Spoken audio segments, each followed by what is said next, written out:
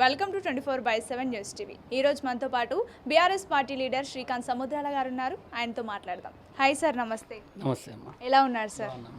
Sir, ఈ నెల 11వ తేదీన కేసీఆర్ గారు కాళేశ్వరం విచారణకు వెళ్తారా, లేకపోతే ఈసారి కూడా డొమ్మ కొట్టే ఛాన్స్ ఉందంటారా? అంటే ఇప్పుడు కాళేశ్వరం విషయం అనేది అందరికీ తెలిసిన విషయమే.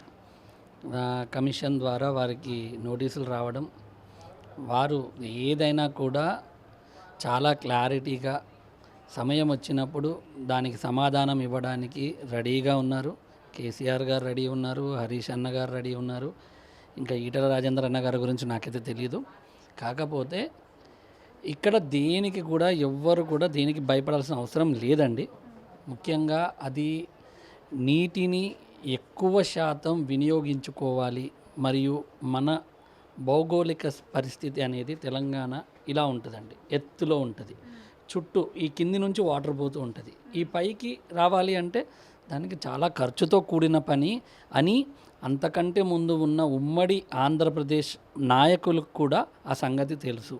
కాబట్టే కదండి చంద్రబాబు నాయుడు గారు కూడా రీసెంట్లీగా కాళేశ్వరం ప్రాజెక్టు చాలా మంచి ప్రాజెక్టు, మంచిగా నీటిని అందిపుచ్చుకుంటున్నారు, రైతులకు అందిస్తున్నారు. తద్వారా ధాన్యం అనేది ఎక్కువ శాతం మంచిగా పండిస్తున్నారు. ఒకప్పుడు ఏంటండి మన తెలంగాణ పరిస్థితి, ఎడార్లు, దేనికి పనికిరాని బీడు భూములు. ఇప్పుడు ఎప్పుడైతే ఆ ప్రాజెక్టు అందుబాటులోకి వచ్చిందో సస్యశ్యామలంగా అయింది. ఈ మాటనే కదండి నిన్న కాక మొన్న కూడా సుప్రీంకోర్టు కూడా ఇదే విషయం చెప్పడం జరిగింది. అది ప్రజలకి లబ్ధి చేసే ప్రాజెక్టు, దాన్ని ప్రతిదీ రాజకీయంగా చేయకండి అని చెప్పడం జరిగింది. కాబట్టి ఎలాంటివి కూడా కేసీఆర్ గారికి కానీ హరీష్ రావు అన్న గారికి కానీ, ఆనాడు ఈటల రాజేందర్ గారు మన ఆర్థిక మంత్రిగా ఉండే కాబట్టి వాళ్ళకి నోటీసులు ఇవ్వడం జరిగింది. ఏదున్నా ఏం జరిగింది అనేది అడుగుతారు. అడిగినప్పుడు వీళ్ళు సమాధానం చెప్తారండి. అది ప్రజల కోసమే, అది ఇప్పటి విషయం కాదండి, అది ఏనాటి నుంచో కేసీఆర్ గారి మైండ్లో ఉన్న ఒక కళ. నీటిని ఎలా అందియాలి, మనము పుడతాము చనిపోతాము, కానీ మనం చేసే కార్యక్రమాలు ప్రజలకి అందుబాటులో ఉండాల్సిన ఏవైతే ముఖ్యమైనవి ఉంటాయో అవి మనం ఎంతవరకు చేయగలుగుతాము అనేది మాత్రమే వారు ఆలోచించి ఆనాడు చేయడం జరిగింది. దీంట్లో ఎంతో మన తెలంగాణకు సంబంధించిన మన ఇంజనీర్లు అనుకోండి, మేధావులు అనుకోండి, నీటి గురించి ఎక్కువగా తెలిసిన మేధావులు వాళ్ళందరినీ కలుపుకొనే ఈ కార్యక్రమం అనేది, ఈ ప్రాజెక్ట్ అనేది నిర్మించడం జరిగింది. కాబట్టి దీంట్లో ఏమి జరగదండి. దాన్ని రిపేర్ చేస్తే అది కూడా మళ్ళీ సెట్ అయిపోతుంది.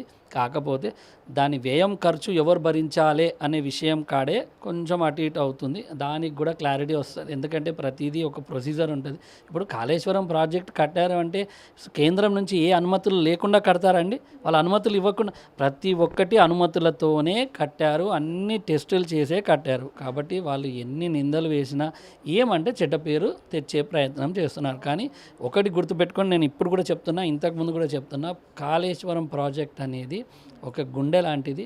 తెలంగాణకి భవిష్యత్తులో నీటి కష్టాలు అనేదే లేకుండా చేసే గొప్ప ప్రాజెక్టే ఇది. భవిష్యత్తు తరాలు కేసీఆర్ గారిని తలుచుకుంటూనే ఉంటారండి. ఇది ఖచ్చితంగా నేను చెప్పబోతున్నాను. ఓకే సార్, ఇప్పుడు ఫోన్ ట్యాపింగ్ వ్యవహారానికి వస్తే ఇందులో కీలక సూత్రధారిగా అంటున్న ప్రభాకర్ రెడ్డి యుఎస్ నుంచి భారత్కు వస్తున్నాడు. సో ఆయన వస్తే బీఆర్ఎస్ పార్టీ చిక్కుల్లో పడుతుందని అంటున్నారు చాలామంది. దీనికి మీ ఆన్సర్? ఇప్పుడు ఒకటి మీరు అంటే దీన్ని కామన్గా ఆలోచించినా కూడా క్లారిటీ వస్తుంది. కొన్ని అధికారాలు కొంతమంది ముఖ్యమైన అధికారులకే ఉంటాయి. అసలు ఫోన్ ట్యాపింగ్ అనేది ఇది రాష్ట్ర రక్షణ గురించి అనుకోండి, దేశ రక్షణ గురించి అనుకోండి, ఎలాంటి అసాంఘిక కార్యక్రమాలు జరగకుండా ఎక్కడ కూడా ప్రజలకి ఏదైతే మన అసాంఘిక కార్యక్రమాలు జరిగి ప్రజలకి ఇబ్బందులు కలగకుండా ఉండేలాగా తీసుకునే జాగ్రత్తల్లో అది ఒక భాగం. అది హక్కు అనేది పోలీసులకు ఉంటుంది. అది వారి హక్కుగా వారు ఏం చేయాలో దాని గురించే తప్ప ఎక్కడ కూడా రాజకీయంగా ఎక్కడ కూడా జరగలేదు. అది క్లారిటీ ఇదివరకే మా రామన్న గారు ఇచ్చారు, మరియు కేసీఆర్ గారు కూడా మాట్లాడడం జరిగింది. కాబట్టి ఎవరు వచ్చినా ఏం జరిగినా ఎక్కడ కూడా తప్పులు చేయలేదు, తప్పులు ఎక్కడ కూడా చేసే అలాంటివి ఎందులో కూడా మా నాయకులు ఎందులో కూడా ఇన్వాల్వ్ అవ్వరు, కాలేదు కూడా.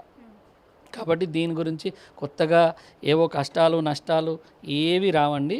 ఎందుకంటే తప్పు చేసిన వాళ్ళకి అలాంటివి ఉంటాయి, తప్పు చేయనప్పుడు ఎందుకు ఉంటాయని. అందుకే మా నాయకులు చూడండి కరెక్ట్ పర్ఫెక్ట్గా ఉన్నారు, వాళ్ళ కార్యక్రమాలు చేసుకుంటున్నారు, ప్రజల్లోనే ఉన్నారు, ప్రజల్లోనే ఉంటారు. Okay sir, thank you so much.